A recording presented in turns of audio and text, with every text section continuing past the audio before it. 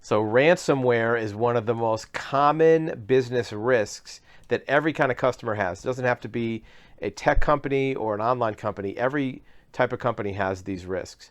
The actual cost of a ransomware attack is much more than you think it is. It's more than just fixing the hack or fixing your technology. You might be out of business for 3 or 4 weeks, no income.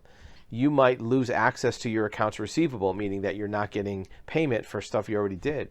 You might lose customers because if your ongoing repeat volume and recurring customers can't reach you, they can't order from you, they might have to go somewhere else to source their product or service. So you might lose customers. So if you think a cyber attack only costs money to unlock the data, you have other things that you need to be aware of. Loss of business is one, loss of revenue.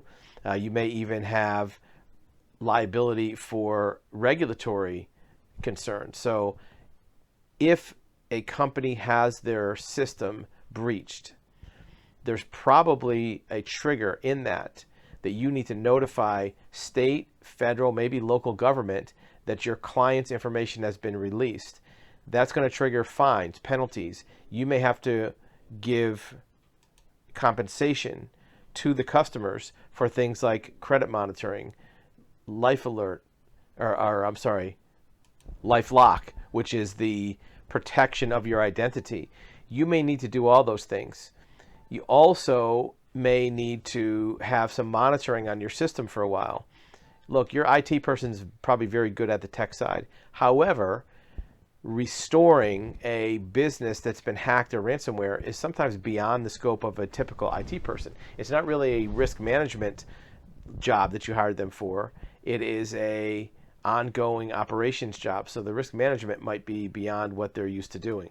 Now you might also have to deal with payroll. What happens if they block your payroll and you have employees that aren't getting paid for a week or two, right? There's a lot of action points in a cyber attack, a ransomware attack, that can cost money across all different